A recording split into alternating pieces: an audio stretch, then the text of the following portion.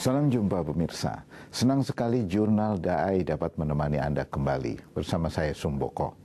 Kali ini kami telah menyiapkan beberapa liputan bagi Anda. Bersyukur di rumah kasih sayang dan memulai dari diri sendiri.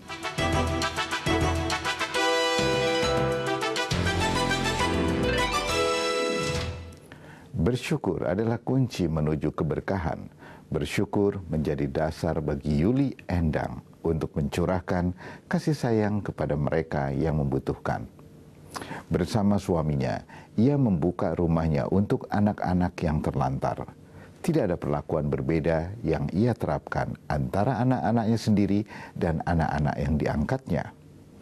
Walau bertahun-tahun merawat anak-anak yang bukan berasal dari rahimnya sendiri, Yuli Endang pada akhirnya selalu berusaha mempertemukan setiap anak dengan orang tua kandungnya masing-masing. Tidak hanya itu, ia juga mengajarkan dan mendorong setiap anak untuk berbakti kepada orang tua kandung mereka. Baginya, semua kasih sayang yang tercurah semata-mata berasal dari Tuhan dan kembali ia tujukan kepada Sang Pencipta.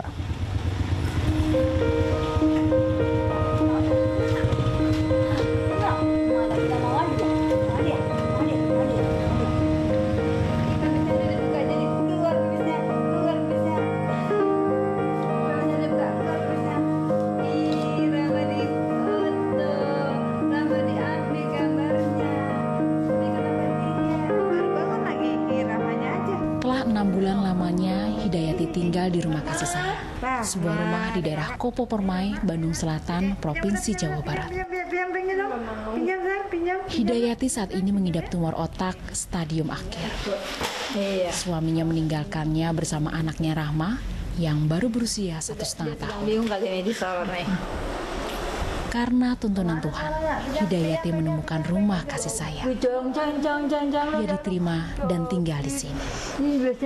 Alhamdulillah, subhanallah, saya bersyukur sekali dengan kondisi yang ada.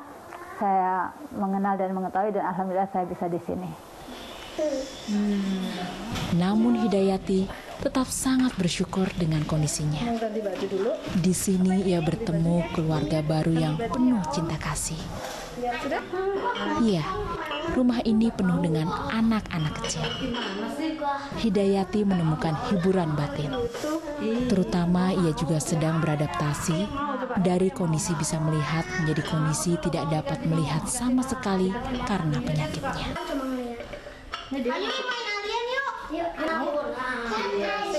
Anak-anak yang tinggal di rumah kasih sayang ini berasal dari kondisi latar belakang berbeda. Ada yang diantarkan orang tanpa tahu identitas orang tua aslinya. Ada yang dititipkan untuk kurun waktu yang tidak ditentukan. Ada yang ditemukan di jalan atau ditelantarkan orang tuanya.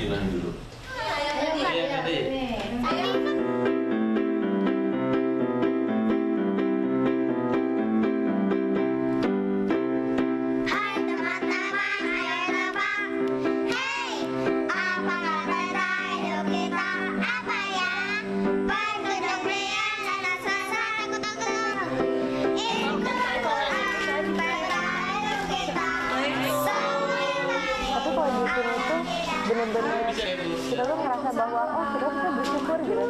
Kita tuh walaupun orang tua kita berantakan atau gimana, tapi kita masih punya orang tua gitu. Tapi kalau misalnya di sini tuh kita jadi lebih bersyukur lagi gitu, karena mereka aja gitu yang mereka masih kecil gitu, nggak tahu apa-apa, tiba-tiba orang tuanya main ngikutin di sini gitu. Ada juga yang cuma ninggalin butuh surat doang gitu, yang itu kan sedih banget gitu. Ada juga yang dikasih ke sini udah di punggungnya tuh banyak puntung rokok gitu, abis sundutan puntung rokok gitu, dan itu tuh mereka nggak salah apa-apa gitu. Dilihatnya dari rapor.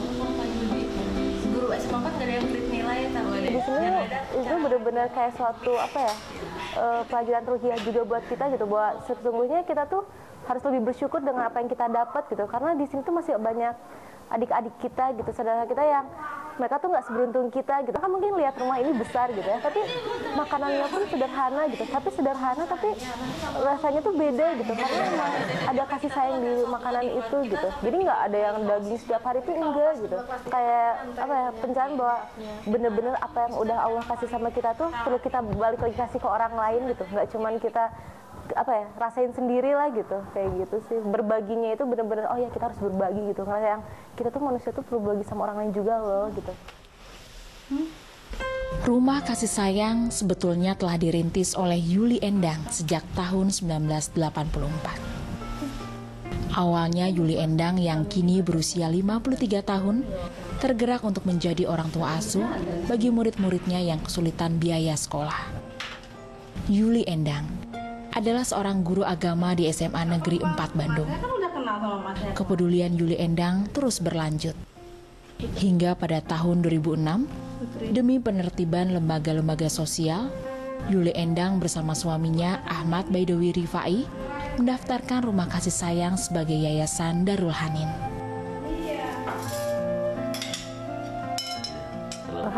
Barang siapa yang tidak berkasih sayang maka tidak akan mendapatkan kasih sayang tadi. Ternyata itu saya rasakan gitu. Saya rasakan kadang-kadang begini, kasih sayang itu tidak wujudnya materi loh. Kita nggak punya apa-apa saat ini, hanya punya nasi, hanya punya beras, tapi kita tenang gitu. Nggak ada rasa apa ya, rasa khawatir, nggak ada gitu. Nah, mungkin itu bagian dari kasih sayang yang diberikan Allah.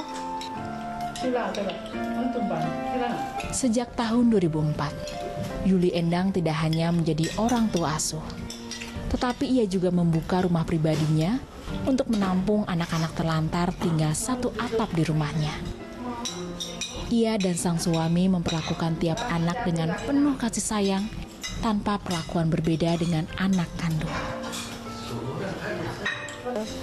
Dengan memberikan kasih sayang itu, saya akhirnya bisa melihat betapa banyak orang yang nasibnya lebih buruk dari saya gitu. Nah dari situ yang saya rasakan. Jadi saya dengan rasa bersyukur, kasih sayang tadi, bersyukur tadi, akhirnya muncul ketenangan. Nah kalau orang tuh udah tenang, kreativitas kita tuh muncul gitu. Jadi luapan kasih sayang yang saya berikan kepada anak-anak tadi itu sebenarnya bagian dari rasa syukur saya atas kesempatan yang diberikan Allah untuk berkumpul dengan anak-anak dan suami.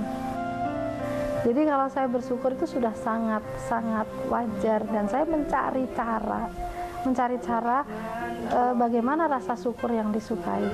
Mungkin dengan cara seperti ini saya bisa memberikan kehangatan kepada mereka yang membutuhkan.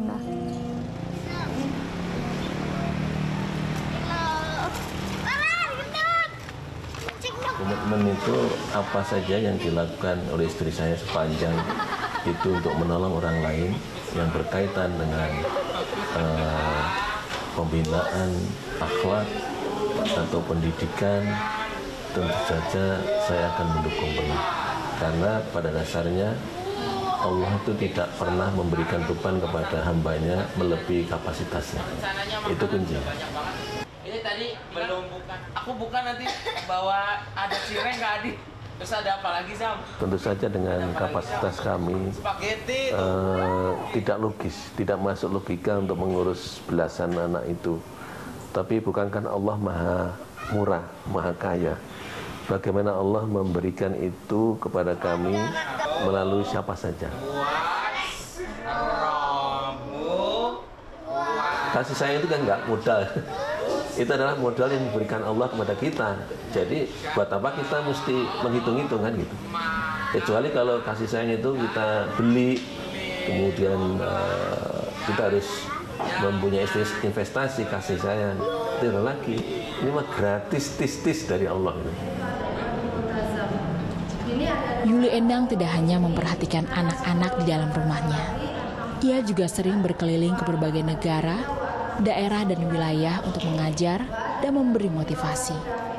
Ia juga memberikan pelajaran dan dakwah di sekolah tempatnya mengajar dan di lingkungan rumahnya. Akan bahwa mengajar, terutama mengajar agama itu adalah dakwah.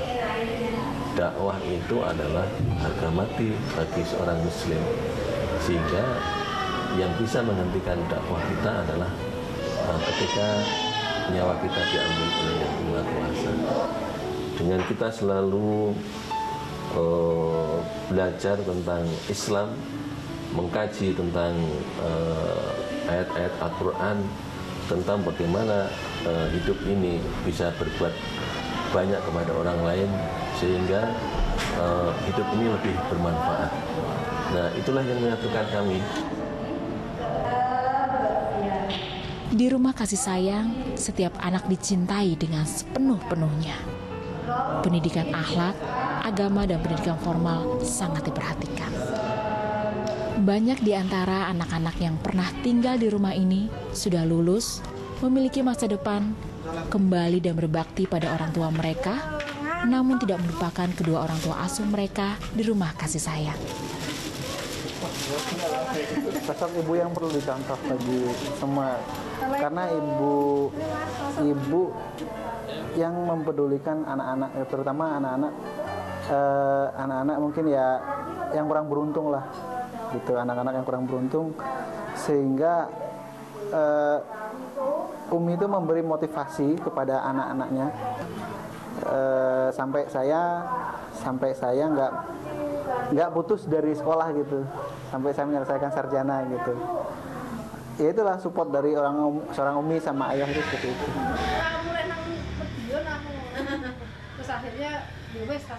Jadi anak-anak yang saya sekolahkan itu saya bangun bahwa kalau kamu bersungguh-sungguh kamu pasti berhasil. Masalahnya bagaimana kamu sabar melewati semua jalan yang akan ada di depan kamu, karena jalan.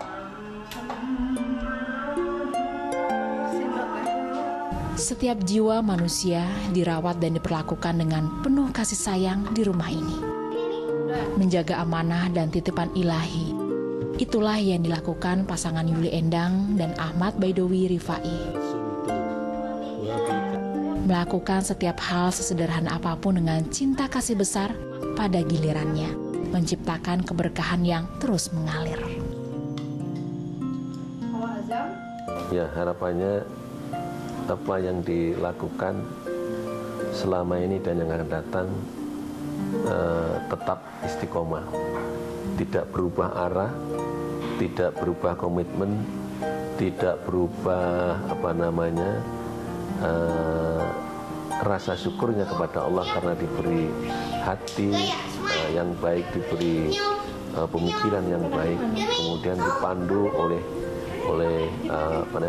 petunjuk Allah Subhanahu wa taala, itu harus disyukuri.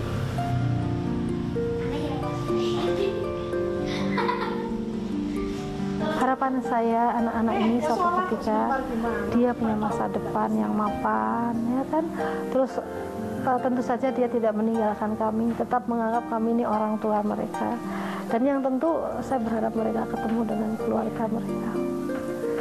Banyak orang yang mengasuh tidak berharap mereka bertemu dengan keluarganya, dan itu salah. Saya ingin mereka bertemu. Masalah dia mau kembali kepada orang tua, itu saya serahkan sepenuhnya kepada mereka. Tapi yang jelas saya ingin suatu ketika mereka melihat siapa sih ibu bapaknya. Itu saja.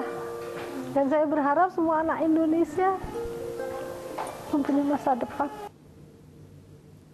Bersyukur juga menjadi dasar utama yang menggerakkan Marisa Stefani memulai usaha pelestarian lingkungan dari dirinya sendiri. Setelah ia sendiri menerapkan, ia mulai menularkan kepada orang-orang sekitarnya. Menghargai setiap jenis sumber daya dan menggunakannya dengan penuh kasih sayang adalah salah satu wujud kecintaan kepada bumi dan wujud tanggung jawab kepada generasi mendatang.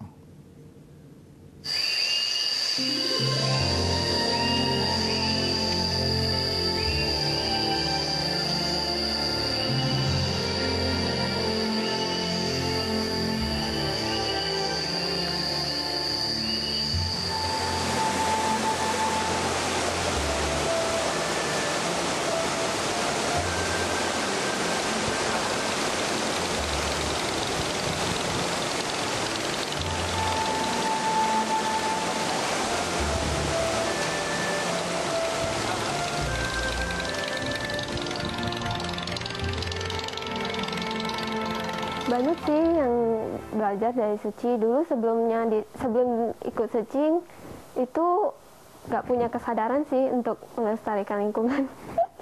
Kayaknya kayak mungkin mahasiswa anak muda biasa lah, mau praktis gitu. beli misalnya beli jus, ya udah pakai itu aja. Beli makanan ya udah pakai styrofoam, praktis nggak mau cuci gitu kan. Ayo, soi. Yang mana nih? Ini. Tapi semenjak ikut searching ya itu jadi kesadaran dari diri, kesadaran terhadap lingkungan itu datang dari diri gitu. Jadi saya bisa menyelesaikan lingkungan. Kayak misalnya di kos, kalau dulu sih kalau udah nggak di kos, ya udah lampunya AC-nya nyalain aja gitu, nggak peduli.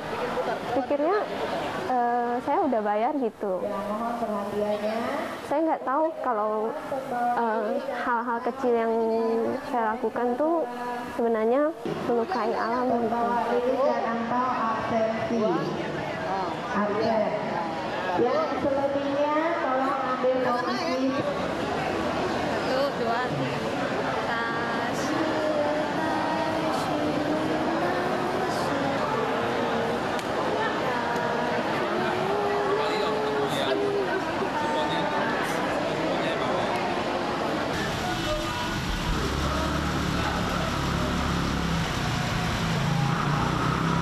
Marissa Stefani adalah mahasiswa BINUS yang telah bergabung dengan Barisan Muda-Mudi Secing sejak tahun 2010.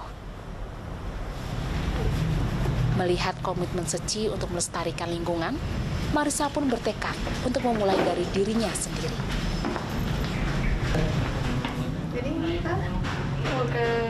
Setelah ia merasakan manfaat dan kebahagiaan dalam melakukan upaya pelestarian lingkungan, ia bertekad untuk membawa hal ini pada orang-orang di sekitarnya. Pertama-tama dari tempat tinggalnya di City Home, Kemanggisan, Jakarta Barat.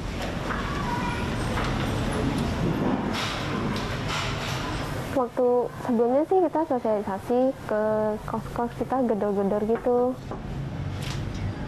Nah, dari situ sih ada juga yang nggak mau buka pintu padahal dia udah tahu ada yang gedor. Terus ada yang kita baru mau ngomong, dia udah langsung nggak mau gitu tutup pintu. Tapi ada juga yang welcome gitu, jadi banyak belajar juga sih. Setelah lebih 2 bulan berjalan, Marissa membuat depo mini di lingkungan tempat tinggalnya. Jadi teman-temannya dan para tetangga dapat mengumpulkan sampah mereka di sini. Setelah penuh nanti, mobil dari depo daur ulang akan mengambilnya untuk dibawa ke depo daur ulang Cengkareng.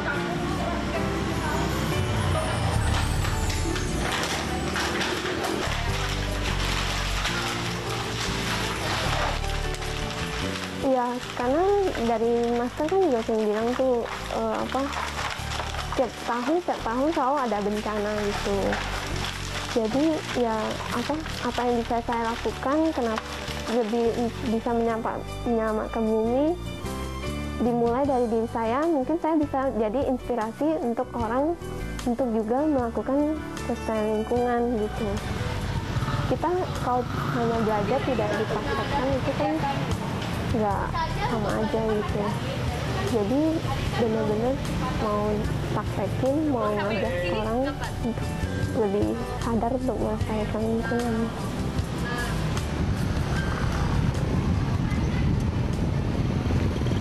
Jalinan jodoh yang menghimpun secing di seluruh dunia telah memasuki tahun ke-20. Berdasarkan data tahun 2011, setiap tahunnya terdapat 4-5.000 secing di dunia dan terdapat 2-30.000 alumni secing yang aktif dalam pelestarian lingkungan.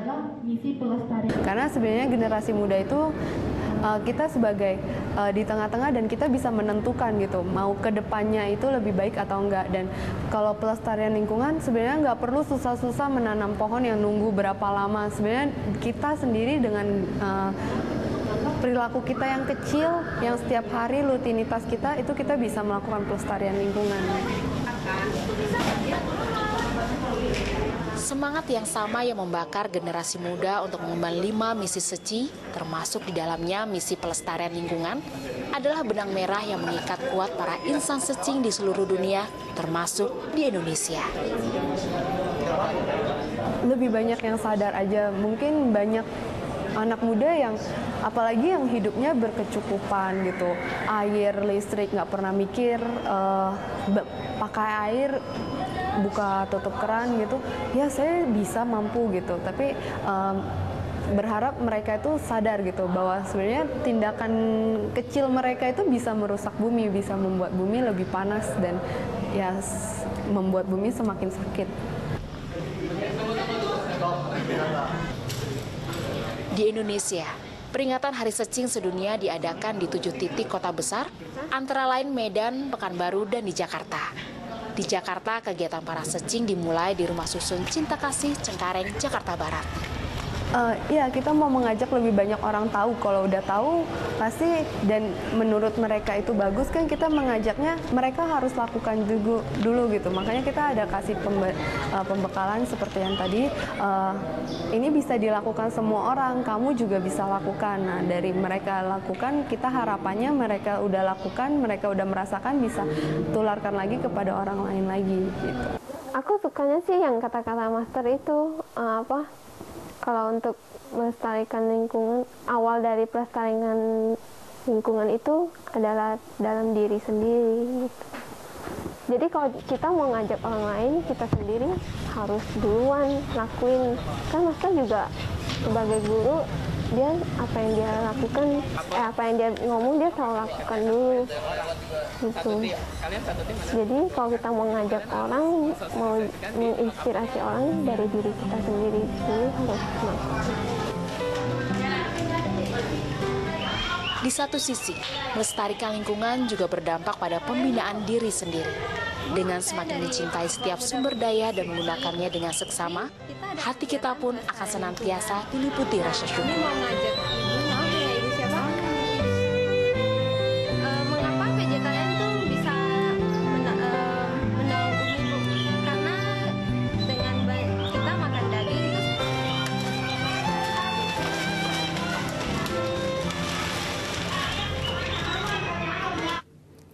Mengalirkan amal adalah sarana menciptakan keberkahan demi keberkahan.